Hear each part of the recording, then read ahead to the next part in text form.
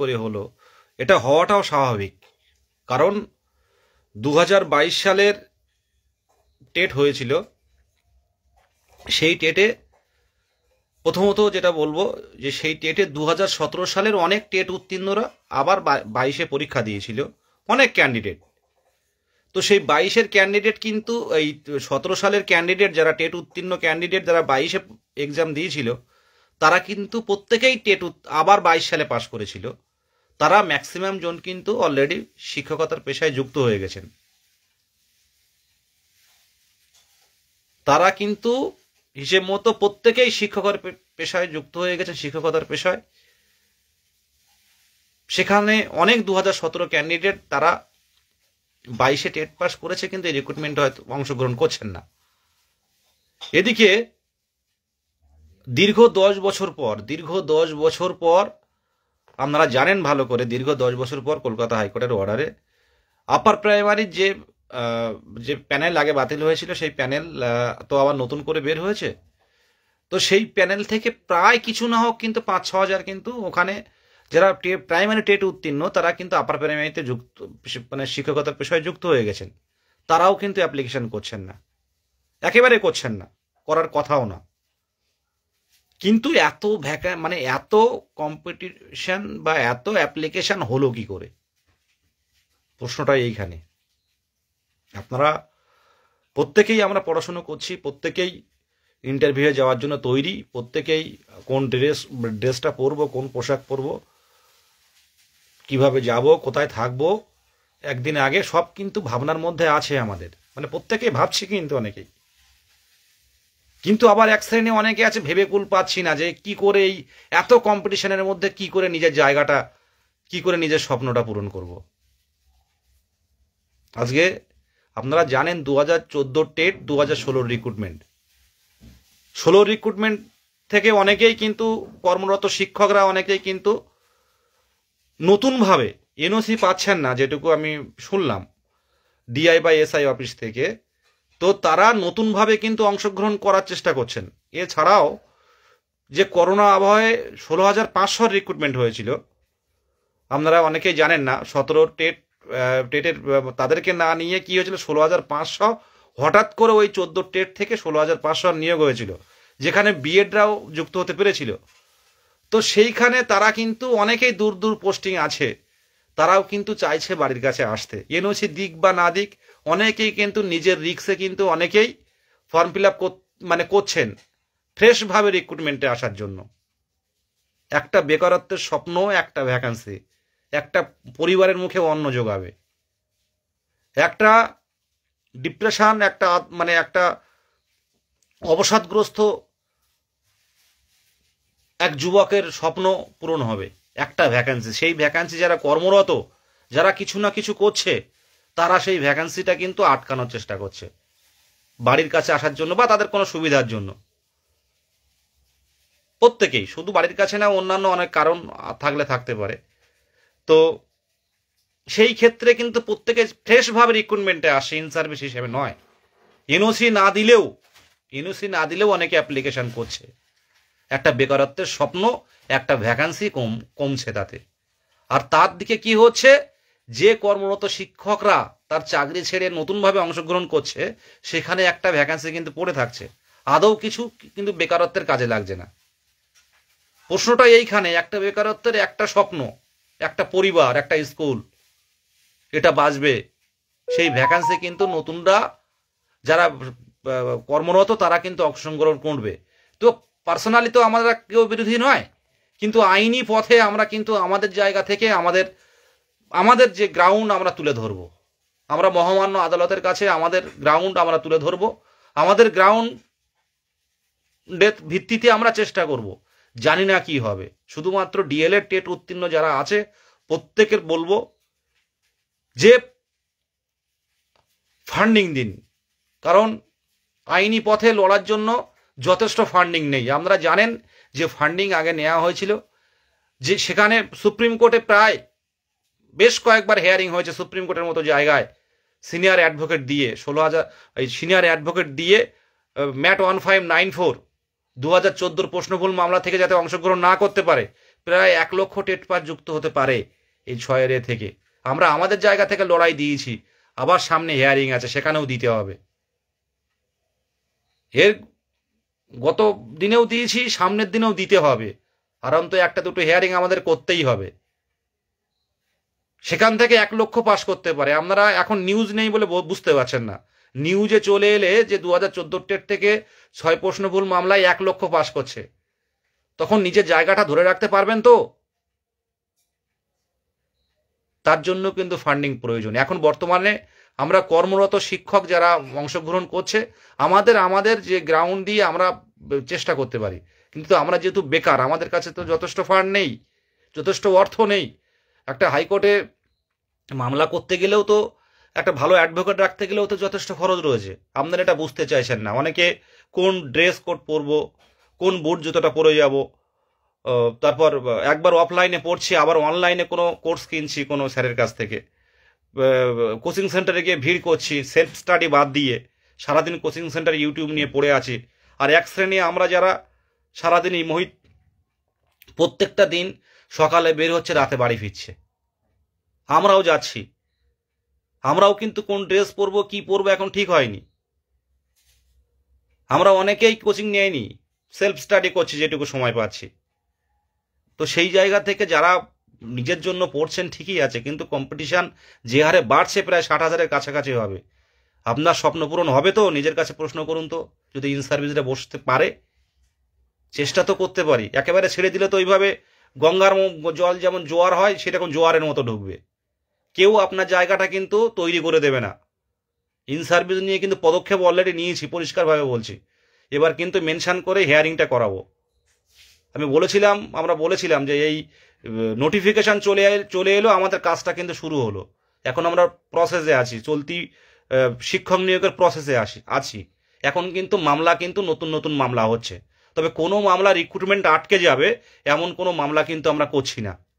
আমাদের যাতে কম্পিটিশন না বাড়ে সেই চেষ্টাই করে যাচ্ছি। আপনারা যারা আছেন, ফান্ডিং করেছেন অন্যান্য কেসে, ইন সার্ভিস জন্য আলাদা করে দিন। যারা ইন সার্ভিস তারাও তো লড়বে, তাদের তো কোনো ফান্ডের অভাব নেই, তারা চাকরি করে প্রত্যেকেই। কিন্তু আমরা বেকারত্ব, আমাদের কাছে 200-400 টাকা অনেক বেশি। লড়াইটা করুন, একদিন স্কুলে গিয়ে বলতে পারবেন যে এই পদক্ষেপটা, ওই কমন্স বা এই 2022 সালে টেট উত্তীর্ণ কয়েকটা ছেলের পদক্ষেপের জন্য আজকে চাকরিটা হয়েছে। স্কুলে বসে আলোচনা করতে পারবেন। ভোটের আগে হয়তো নিয়োগ হবে। অনেক এবারে টেবিল সংখ্যা বাড়ছে প্রাইমারি পর্ষদে। আমরা কেউই সেভ নেই, আমি নিজেও সেভ নেই। এমনি পুরনো একাডেমিক, তার উপর নিজেও সেভ নেই। টেনশনের মধ্যে প্রত্যেকটা দিন কাটছে। ফোন তার মধ্যে তো সারাদিন। হ্যাঁ, 2022 সালের টেট উত্তীর্ণ প্রত্যেকে, আমাদের অন্যান্য গ্রুপ যারা আছে তারা যে মামলায় পার্টি হচ্ছে, আমরা 22-এ অনেক ছোটখাটো গ্রুপ আছে, তো আমরাও সেই মামলায় হচ্ছি না। কিন্তু আমাদের প্রত্যেকের লক্ষ্য একটা, প্রত্যেকে আলোচনা সাপেক্ষ সবকিছু এগোতে হচ্ছে। যারই মামলা রায় হোক না কেন, 22-এর ডিএলএড 22-এর স্বার্থে রায় হোক, আমাদের দাবি এটা। কোনো এখানে আজকে কোনো আমাদের কেউ বিরোধী নয়। আমাদের বিরোধী কারা? যারা চাকরি করছে কিন্তু আবার নতুনভাবে অংশগ্রহণ করছে, যারা পরে ডিএলএড করেছে, যারা অবৈধভাবে যারা ডিগ্রি অর্জন করেছে। বৈধ ডিএলএড এনআইএস হোক, তারাও এনআইএস আসুক, কোনো অসুবিধা নেই। এনআইএস নিয়ে তো বিরোধিতা নেই, সুপ্রিম কোর্টের রায়কে স্বাগত জানাই। কিন্তু ইন সার্ভিসকে কিন্তু আটকানোর জন্য চেষ্টা করতে হবে। এবার মহামান্য আদালত যে রায় দেবে সেটা হবে। তার জন্য ফান্ডিং প্রয়োজন। যারা আছেন সাধ্যমতো দিন। লড়তে গেলে কিন্তু ফান্ডিং, অর্থ প্রয়োজন হয়। আর যদি সেই অর্থ না থাকে, সেইভাবে সেই পর্যায়ের কিন্তু অ্যাডভোকেট আমরা দাঁড় করাতে পারবো না। ইন সার্ভিসে যতটা লড়তে পারবে যারা কর্মরত আছে, আমরা কি পারবো? অনেকেই দেখেছেন এই সময়ে, সব মানুষ কিন্তু সমান হয় না। অনেক টিচাররা যারা 2017 টেট বা 2014-ও অনেকে আছে, যারা গত 2022-এর রিক্রুটমেন্টে যারা চাকরি করছেন, আমি কুর্নিশ জানাই তাদেরকে, যে তারা পরিষ্কারভাবে জানিয়েছে যে একটা বেকারত্বের ভ্যাকান্সি, একটা বেকারত্বের স্বপ্ন, একটা পরিবারের স্বপ্ন আমরা নষ্ট করব না। আমরা যেহেতু চাকরি করছি দূরে হলেও, এই চাকরি থেকে আমরা কোথাও যাব না। নতুনদের ভ্যাকান্সি কাটতে আমরা কোনোভাবেই আমরা চলতি নিয়োগে অংশগ্রহণ করব না। অনেকেই কিন্তু ফেসবুকে এরকম দিয়েছে, আমাকে পার্সোনালি অনেক স্যারেরা কিন্তু এটা হেল্প করেন, অনেক স্যারেরা ফোন করেন। কিছুক্ষণ আগেও একজন স্যার ফোন করলেন যে ভাই তোমাদের কষ্ট দেখছি, তোমরা বেরিয়ে যাও, কিন্তু ইন্টারভিউটা কিন্তু আসলে কিন্তু অনেকটাই কম্পিটিশান বাড়বে, নতুনরা কিন্তু মানে অনেক বঞ্চিত হবে।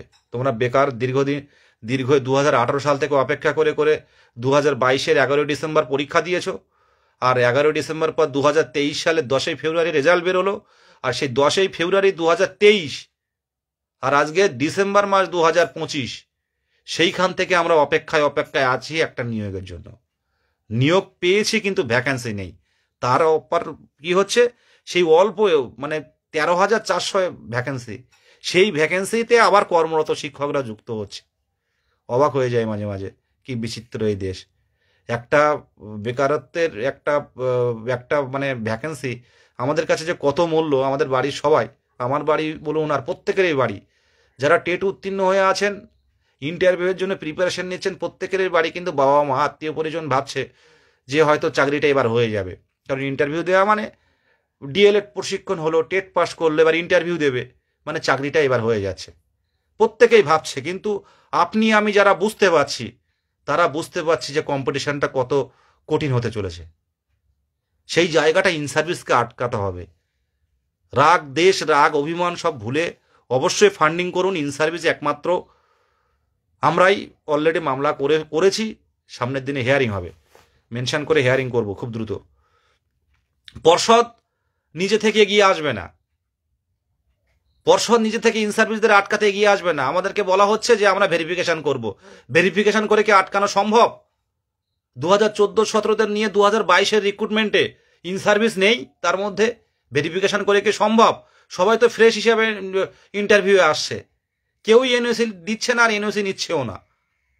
তারা কেউ সার্ভিস লিভিং মানে কন্টিনিউয়াস অবস্থায় কেউ পরীক্ষা দেবে না, সব ফ্রেশার হিসেবে দিচ্ছে। সেই জায়গাটা মামলা করব, রায় বের করব। পরবর্তীকালে যদি রায়টা আমাদের সাপোর্টে আসে, মহামান্য বিচারক যদি আমাদের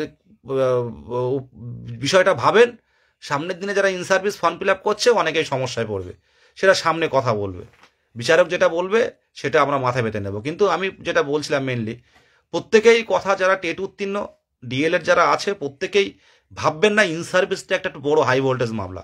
অলরেডি ফাইলিং করেছে, কেউ এগিয়ে আসবে না, পর্ষদও এগিয়ে আসবে না কমানোর জন্য। যত ফর্ম ফিল আপ হচ্ছে এখন ভালো। এটুকু এই রাতে লাইভটা করলাম এই কারণে, কারণ এখন একটা আপডেট পেলাম যেখানে ফর্ম ফিল আপ অনেকেই বিশ্বাস করতে চাইছিল না। আমি বলেছিলাম 49,000, এই 50,000-এর কাছাকাছি হবে, আমি পোস্টও করেছিলাম, সেখানে অনেকে ওটা মানতে চায়নি। তারা এখন দেখে নিন এটা জিনিসটা, এটা আরও হবে, 60 না পৌঁছালেও প্রায় তার কাছাকাছি চলে যাবে। তবে এতটা আশা করিনি, কারণ 2022-এর আগে লাইভের প্রথমেও বলেছি যে 2022-এর রিক্রুটমেন্টে মানে যারা 2017 টেট যারা ছিল, তারা 2022-এর টেট কোয়ালিফাই, প্রত্যেকেই কোয়ালিফাই করেছে যারা বসেছে। 17-এর প্রশ্ন অনেক টাফ ছিল, সেখানে 22-এর প্রশ্ন অনেকটাই সোজা। তো যেখানে যারা বসেছিল প্রত্যেকে টেট কোয়ালিফাই হয়েছে, তারা তো নতুন নিয়োগে সবাই অংশগ্রহণ করছে না, কেউ কেউ করছে 2017 থেকে, সবাই নয়। তো সেই জায়গাটা আইনি পথে আমাদের চেষ্টা করতে হবে, একদম কথা বলছে শেষ বিন্দু, শেষ চেষ্টা করবে পুরো একেবারে। প্রত্যেক দিন কিন্তু আমাদের কেউ না কেউ, মোহিত প্রত্যেক দিনই যাচ্ছে, আজকেও মোহিত পার্থ গেছে। কি কারণে বলুন তো? পড়াশুনো নেই, অনেকেই তো তৈরি হয়ে গেছে, জামা প্যান্ট রেডি করে, জামা প্যান্ট টেলার্সের দোকান থেকে মানে করে নিয়ে, বুট জুতো কিনে সব 1-2 বার করে পরে সব প্র্যাকটিস হচ্ছে। কিন্তু সেই জায়গায় যারা আইনি পথে লড়াই করছে কিসের স্বার্থে বলুন? আজকে এই লাইভটা দেখে যারা ফান্ডিং দেননি, যেই গরিবই হোক না কেন, ফান্ডিং দিন। 200-500 দিলে সেটা বিফলে যাবে না, লড়াইটা কিন্তু দেব শেষ পর্যন্ত, চেষ্টার কোনো ত্রুটি থাকবে না, এটা বলে দিলাম। সে যে দলই হোক না কেন, আজকে আমরা পরে যারা প্রশিক্ষণ নিয়েছে, যারা অবৈধভাবে প্রশিক্ষণ নিয়েছে, যারা কর্মরত শিক্ষক, আমরা লড়াইটা দেব। এই বলে এই ছোট্ট লাইভ দীর্ঘায়িত করব না। দীর্ঘায়িত লাইভ করলে লাইভের গুরুত্বটা নষ্ট হয়ে যায়। প্রত্যেকে ভালো থাকবেন, নতুন করে ফান্ড দিন। এই 200-100 এইসব ফান্ড দিলে, এই ফান্ড শুধু গ্রুপ ভর্তি হচ্ছে বাস্তবিকই। আপনারা যখন সবাই পড়াশুনো করছেন, তখন এক শ্রেণী সেই গ্রুপে অনেকে অ্যাড করছে, সেই গ্রুপে কারা কত ফান্ডিং করছে সেগুলো গুছিয়ে গুছিয়ে লিখছে, কিন্তু একটা সময় সাপেক্ষ ব্যাপার, তার মধ্যে পড়াশুনো, এটা প্রত্যেকে একটু বুঝবেন নিজের জায়গা থেকে।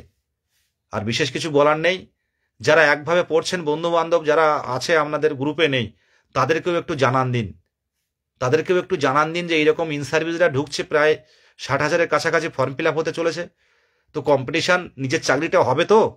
এই প্রশ্নটা করুন, এই প্রশ্নটা করুন। এটা বুঝতে পারছেন না, আজকের যদি পদক্ষেপ নিয়ে আগামী দিনের স্বপ্ন পূরণ হবে। ভোটের আগে নিয়োগ হবে, এটা মাথায় রাখবেন। আর নিয়োগ হতে হবে, এতদিনের বঞ্চনা, ভোটের আগে নিয়োগ হবে।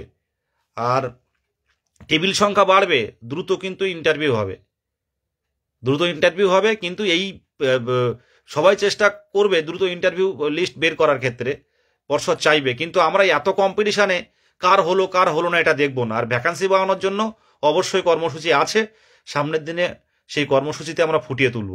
আর যে কথাটা মাননীয় মুখ্যমন্ত্রী জেলায় জেলায় যাচ্ছেন, যেহেতু আমরা হবু শিক্ষক, আমাদের পশ্চিমবঙ্গের মুখ্যমন্ত্রী, আমাদের পরম শ্রদ্ধেয় মুখ্যমন্ত্রী যে জেলায় যাচ্ছেন, আপনারা সুযোগ পেলে সেখানে ডেপুটেশন দিন। দরকার হয় আমার কাছ থেকে ফোন করবেন, লেখা দেব, বা নিজের থেকে একটা সাদা কাগজে লিখুন যে দিদি শেষ প্রাথমিক শিক্ষক, যে পরম শ্রদ্ধেয়া দিদি শেষ প্রাথমিক শিক্ষক নিয়োগ হয়েছিল 2014-17 টেট উত্তীর্ণদের নিয়ে 2022 সালে। আমরা 18 সাল থেকে অপেক্ষা করে 2022-এর 11 ডিসেম্বর টেট দিয়েছি, রেজাল্ট 2023 সালের 10 ফেব্রুয়ারি, কিন্তু আমরা এখনো পর্যন্ত নিয়োগ পাইনি। এই মাত্র বিকাশ ভবন শিক্ষা দপ্তর থেকে 13,000 ভ্যাকান্সি দিয়েছে, আর 60,000-এর মতো ফর্ম ফিল আপ হয়েছে। আমাদের আরও 10-15,000 ভ্যাকান্সি দিন দিদি, এটা বলুন আপনারা নিজের জায়গা থেকে। যখন জনসংযোগে যাবেন, মাননীয় মুখ্যমন্ত্রীকে তুলে ধরুন। আমরা কোনো উত্তরপ্রদেশের কোনো মুখ্যমন্ত্রীকে বলছি না, আমরা বিহারের কোনো মুখ্যমন্ত্রীকে বলছি না, আমরা আসাম ত্রিপুরার কোনো মুখ্যমন্ত্রীকে বলছি না, আমরা বলছি আমাদের রাজ্যের নির্বাচিত সরকারের মুখ্যমন্ত্রী, যাকে আমরা নির্বাচিত করেছি। এটা সিস্টেম। প্রত্যেককে শুভরাত্রি জানাই। এই জায়গাটা করুন, তৈরি করুন, 3-4 জন মিলে দিদির কাছে যাওয়ার চেষ্টা করুন, একদম শান্তিপূর্ণভাবে, একজন হবু শিক্ষক রূপে, অশান্তি পরিস্থিতি না তৈরি করে। আপনারা যান, কেউ আপনার জায়গা তৈরি করে দেবেন, একটা কথা বলে দিলাম, আপনাদের জায়গা কেউ তৈরি করে দেবে না। দিদিকে বলুন, আজকে 3 বছর আমরা কিন্তু শত চেষ্টা করেও কিন্তু দেখা করতে পারিনি, কিন্তু দেখা করেছি, কোনো জনসংযোগে গেছে একটা অ্যাপ্লিকেশন দিয়ে দিয়েছি। এই সব ক্ষেত্রে হয়, কিন্তু কোনো অ্যাডমিনিস্ট্রেটিভ কোনো এমএলএ এমপি আপনাকে সেই সুযোগ করবে না। বেকারত্ব, বেকার ছেলেকে যোগাযোগ করে দেবে বলুন? কেউ আপনাকে জায়গা তৈরি করে দেবে না। আপনি নিজের জায়গা যখন জনসংযোগে যান, দিদিকে বলুন, দিদি দিদি করে ডাকুন, যে আপনার শুভাকাঙ্ক্ষী, আমরা পাশে আছি বলে তো সরকার নির্বাচিত হয়েছে দিদি, আমাদের এই বিষয়টা একটু ভাবুন, আমাদের এই বিষয়টা একটু ভাবুন দিদি। এত বছর পর নিয়োগ, নতুনরা আমরা ফ্রেশাররা, আমরা খুব ফ্রেশাররা, আমরা একদম শেষ হয়ে গেছি। নদিয়ায় যাচ্ছেন, কোচবিহারে আছেন, তা আপনারা এই জায়গাগুলো শুধু কলকাতা ওরিয়েন্টেড আন্দোলন করলে হবে না। দিদিকে জানান, কোনো সুযোগে কাউকে বলুন, একটা অ্যাপ্লিকেশন তুলে দিন, দেখুন কাজ হবে। শুধু এপিসি ভবনে আসলেন, পুলিশ ধরপাকড় করলো, তুলে নিয়ে বেরিয়ে গেল থানায়, সারাদিন বসিয়ে রেখে রাত্রে ছাড়লো, সব এই ক্ষেত্রে কিন্তু আপনি আপনার কিন্তু ছিনিয়ে আনতে পারবেন না। মাননীয় মুখ্যমন্ত্রীর কাছে যান, মাননীয় মুখ্যমন্ত্রীর প্রসেস তৈরি করুন। কোনো আত্মীয় পরিজন থাকলে, যোগাযোগ থাকলে তাদের মাধ্যমে এটা বলুন, বলার চেষ্টা করুন, হবে। দিদিকে যদি কেউ বলতে পারে, আজকে বারাসাত আন্দোলন হয়েছিল, আজকে বিধানসভা অভিযান হয়েছিল, দিদির কানে গেছিল, জিজ্ঞাসা করেছিল কারা 2022 সালে টেট উত্তীর্ণরা, দীর্ঘ 5 বছর পর পরীক্ষা, তাড়াতাড়ি করে নোটিফিকেশন জারি করে দিল। তো সামনের দিন ভ্যাকান্সিও এইভাবে বাড়তে পারে, কোন মুহূর্তে কি হবে কেউ জানে না।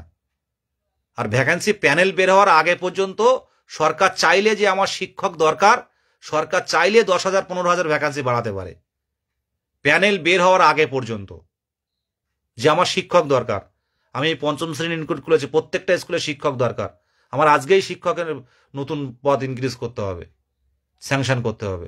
এটা একমাত্র মাননীয় মুখ্যমন্ত্রী ছাড়া সম্ভব নয়।